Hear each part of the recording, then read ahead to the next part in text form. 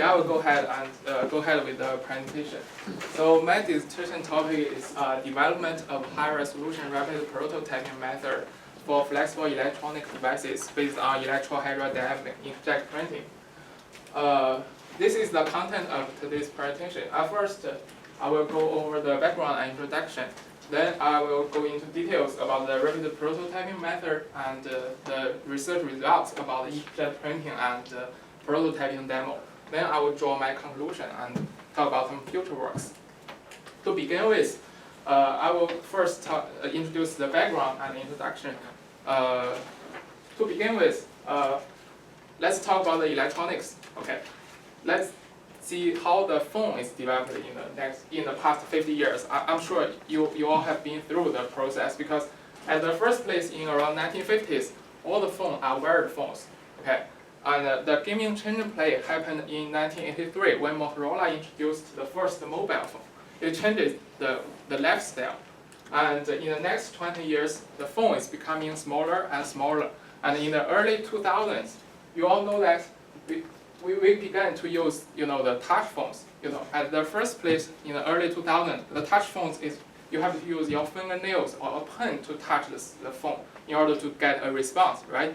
So this development of phone is from from wired phone to the mobile phone and to a smaller phone is thanks to the semiconductor industry. So this is a map of Moore's law, which means the number of transistors on a chip will be doubling every 2 years. So that's why the phone becomes smaller and become faster. Okay. So in 2007, there's another game-changing product. It's the first generation of Apple iPhone into the market.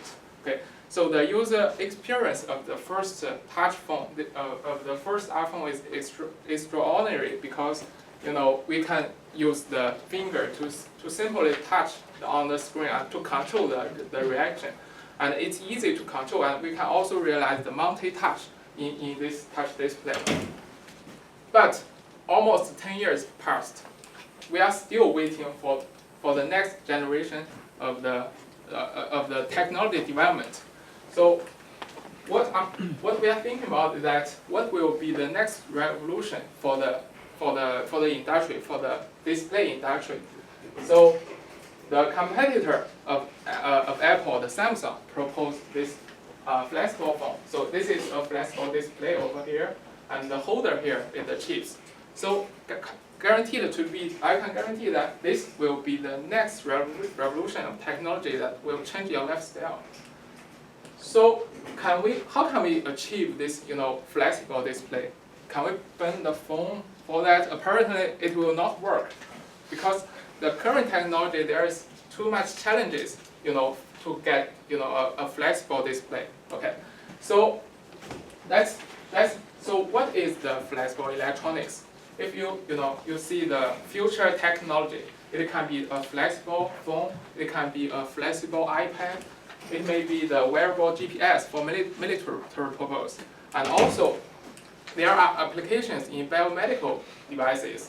For example, in the future, we may have the sensors directly attached on the skin, or it will be wearable device, and not only in biomedical or the electronics, and there will also be flexible electronics in terms of solar cells in the future. And it can be in large scales like the solar cell. And also it can be in very high resolution applications such as the eye contact, and maybe some lab-on-chip applications. So when you see the first row of the technology, it reflects the ultimate goal of the flexible electronics. It is more flexible, more portable, and the price should be reduced, and the performance should be stable. If you see the second row of the application, those are all the biomedical applications.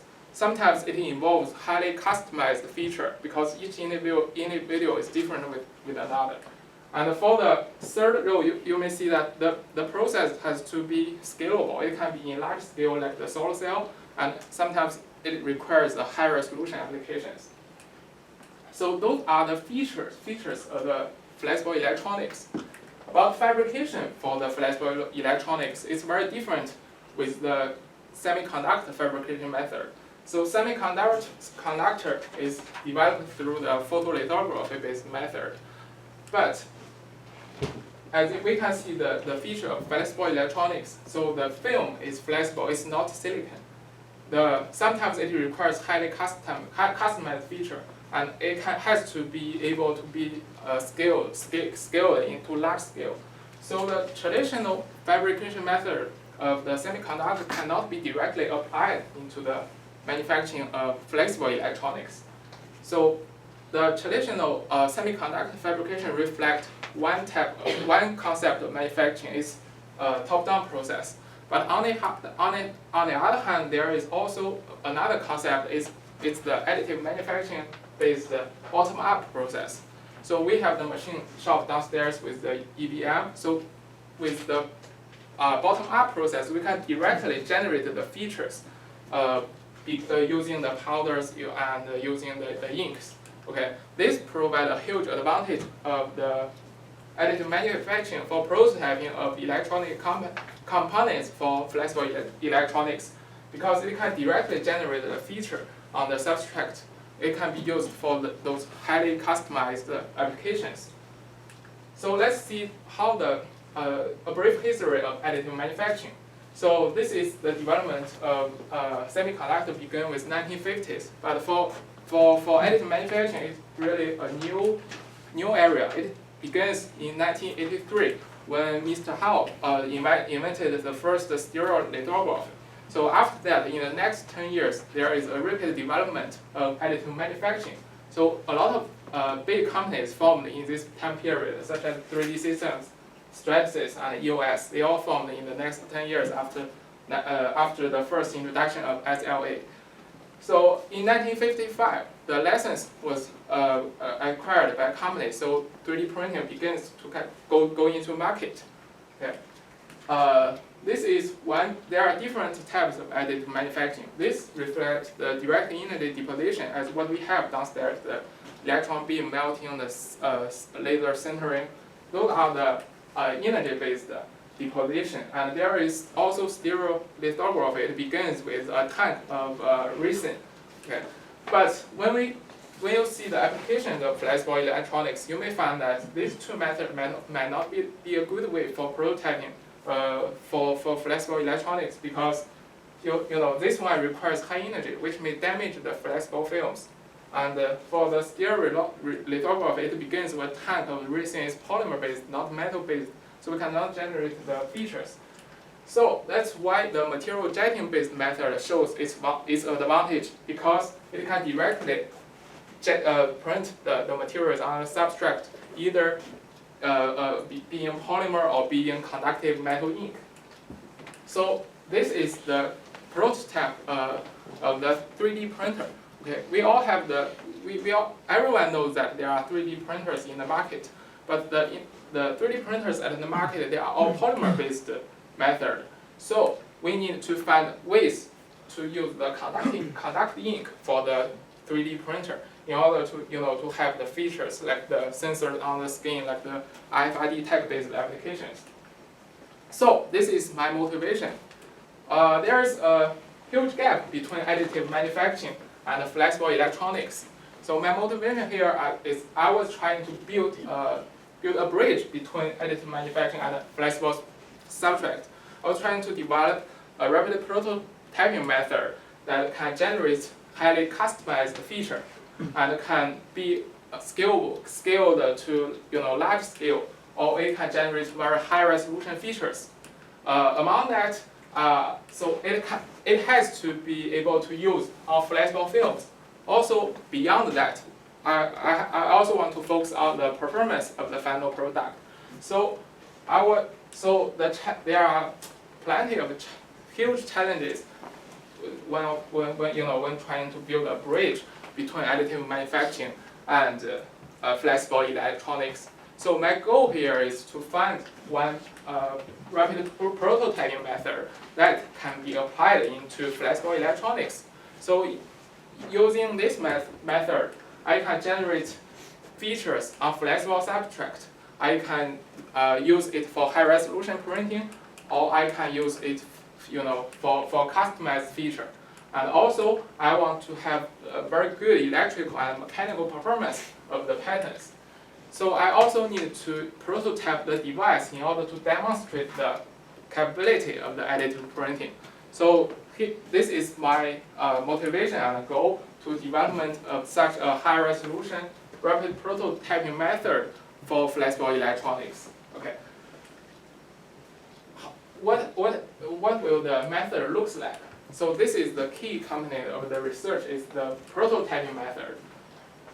Let's begin with the material. So as I said earlier, all the commercial 3D printers are polymer-based additive manufacturing method. So what is the current microelectrodes material used in the iPhone?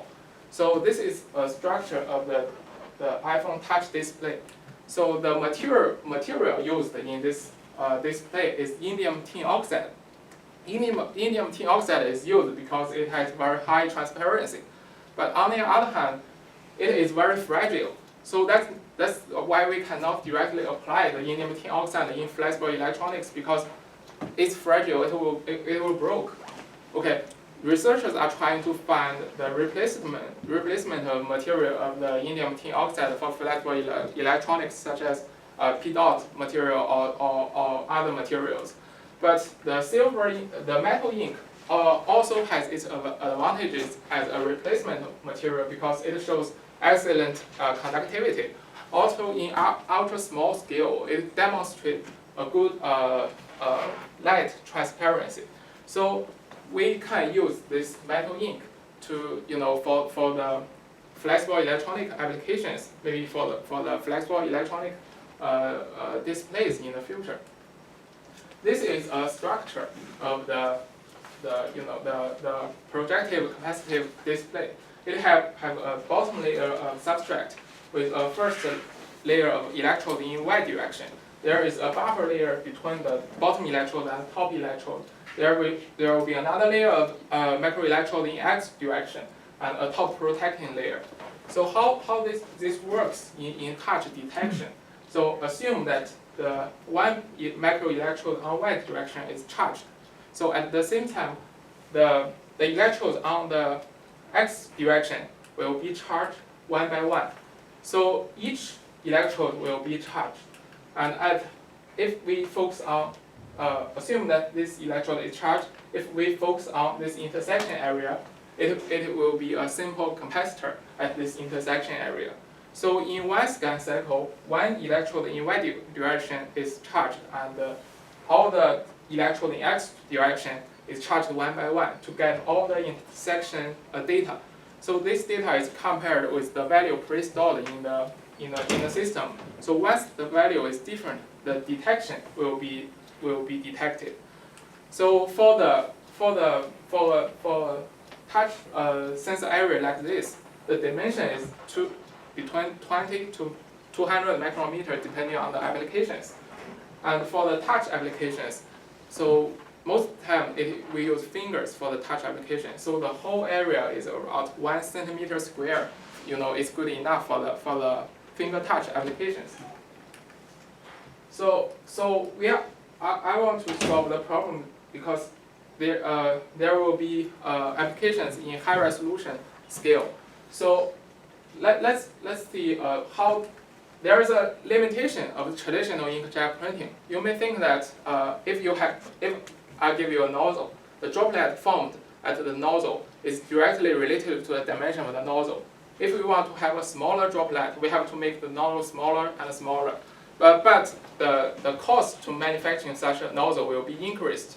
And also there is a problem of if the nozzle is too small, the surface tension will prevent the droplet formation. So we have to find other ways in order to get high resolution if you use, if we want to use inkjet printing. So the method here is called electrohydrodynamic inkjet printing. So to be short, in the next few slides, I will just call it e-jet printing.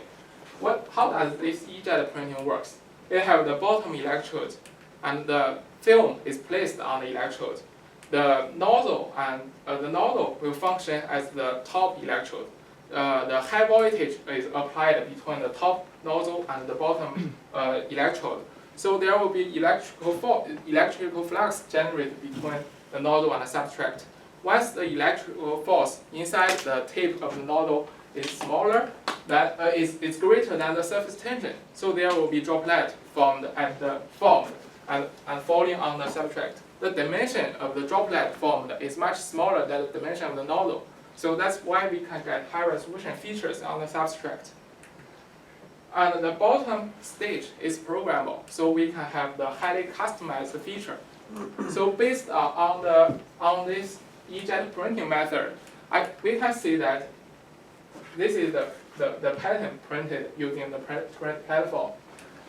It's easy to see that it can print the dimension into like 100 meter scale, and also the silver line here is about 2 micrometers. So it can print both high resolution and maybe large scale applications. Also, this is on the flexible substrate, so we can see that it can print the conductive patterns on flexible electronics with customized feature. Okay, so I go ahead and investigate the printing mechanism of the e-jet printing. So if applying DC voltage on the printing platform, like the traditional e-jet printing, there will be a huge problem because we use silver ink into in this printing form. So the droplet is charged. So if there are too much droplet charges on the substrate, it will affect the next few droplet coming out. So there will be deflection of the droplet. Sometimes it's discontinuous. So pulse modulated AC voltage was applied into the printing condition. So this is the actual droplet formation of the e-jet printing platform. How does this AC pulse work to solve the residual charge problems? At the first pulse is positive charged particles generated on the substrate. So at the second pulse, it's negative charged particles. These positive charged and negative charged particles, they will neutralize each other. So it will solve the residual charge problems. So we can get better features and better controllability of the printing platform. As you can see here, the very straight lines can be printed on the substrate using the AC modulated printing mechanism. So how can I guarantee that there is only one droplet generated at this one pulse? So first I did a characterization of the pulse frequency. Okay. So assume that there were 2 droplets generated on the substrate. The distance between these 2 droplets can be measured. Also, this bottom electrode moves in x direction, so there is a speed of the movement of the bottom substrate. So the printing frequency can be calculated using the distance between the 2 droplets divided by the speed of the printing platform. And if I can compare this printing speed with the input voltage frequency, we can find the relationship that to verify the concept that there is only one droplet generated at each pulse. So the frequency was measured, and the frequency of the droplet is exactly the 2 times the frequency of the input voltage. So there is a single polarity charged particles generated on the substrate. So if we want to have continuous features for this case, this is 2 adjacent droplets. If we want to have continuous features in this design, I have to make sure that these 2 adjacent droplets must be contact with each other. So the dimension, the diameter of this printed droplet can be measured. So I can calculate a maximum speed that makes sure that the 2 droplets is contact with each other. So this is the maximum speed to have continuous features. Also, if I measure the average diameter and height of this droplet, I can go back and calculate the volume of these printed dots. So I can calculate the volume of the droplet. In this case, a ratio between the nozzle and droplet can be calculated. So based on the measurement, the ratio is calculated somewhere between, this is the nozzle used in the printing film. The ratio is somewhere between 2 and 7 depending on the printing applications. And also the maximum speed in this design was calculated to be around 12 millimeter per second. So let's see what happens with the pattern change in terms of the plotting speed. So at a very high plotting speed, the droplet forms only the droplet formation on the substrate. So as the time is the plotting speed is reduced to somewhere around 12 millimeter, there will be dots connected with each other on substrate. With the plotting speed further reduced, the dots will finally connect with each other and form very straight lines, so can be used for the microelectrodes in the applications. And also, if you remember the frequency picture, it can be clearly observed that with increasing frequency, the dimension of the droplet is reduced. Okay, so and for this, and we also did the printing using different voltage. So for this case, increasing voltage will generate a bigger droplet dimension. Okay, so how does this work? So there is a relation between frequency and voltage. So we have to find a range that will generate a stable E-jet printing condition.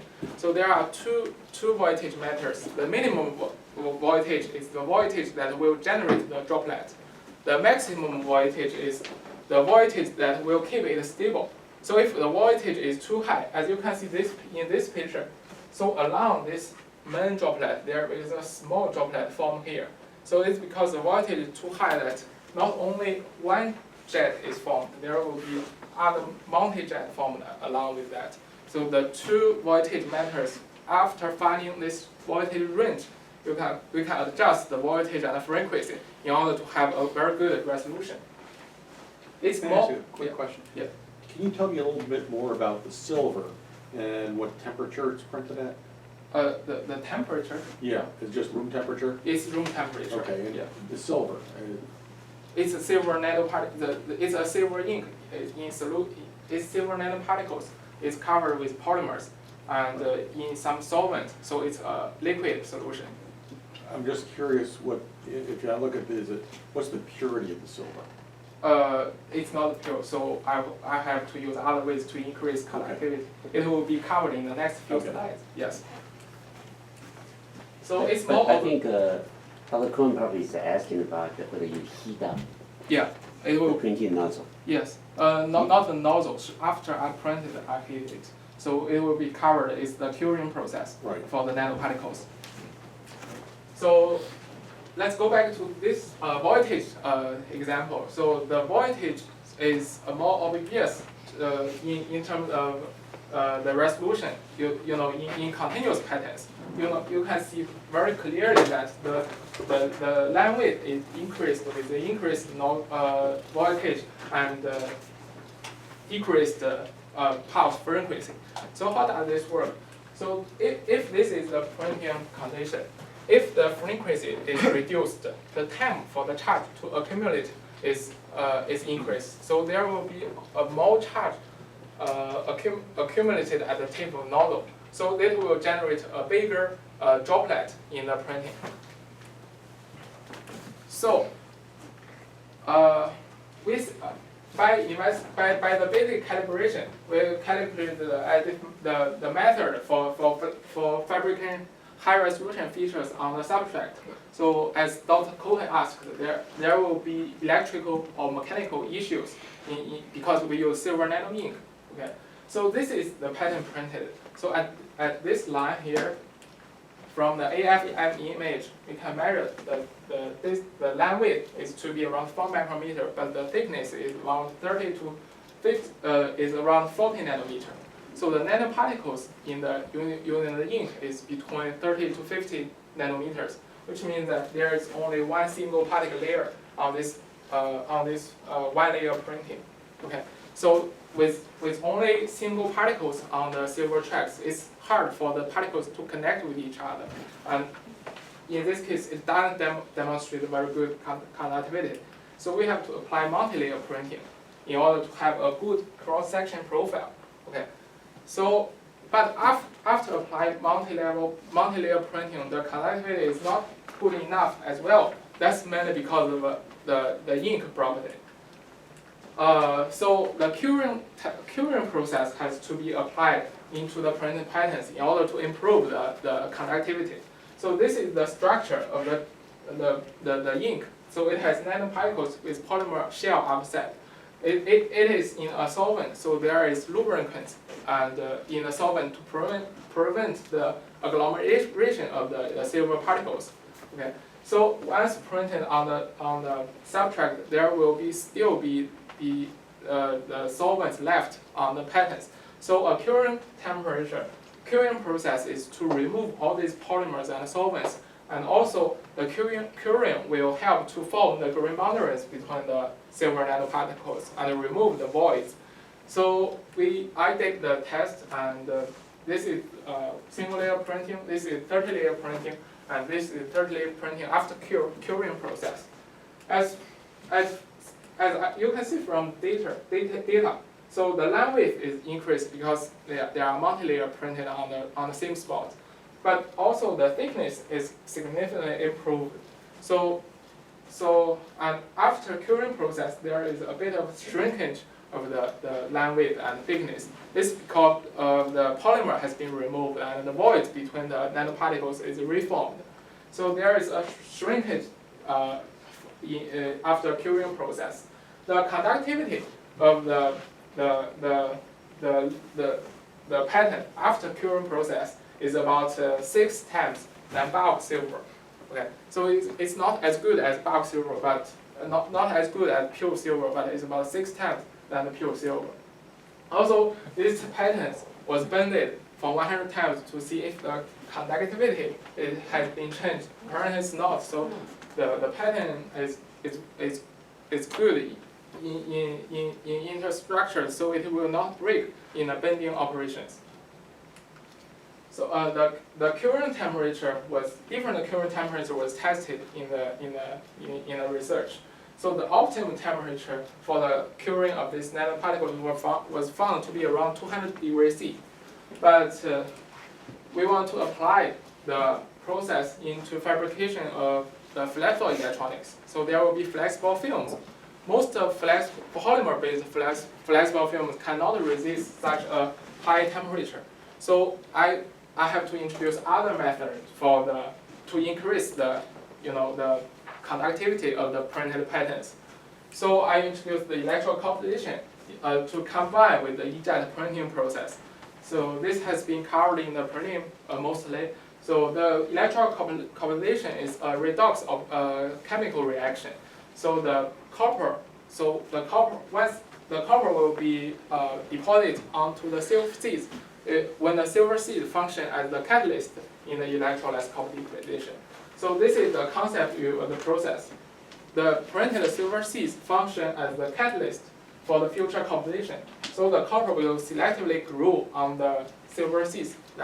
In this way, not only the conductivity will be improved because this is pure copper growth on the silver seeds, and also the thickness will be increased if I apply the copper degradation into the process.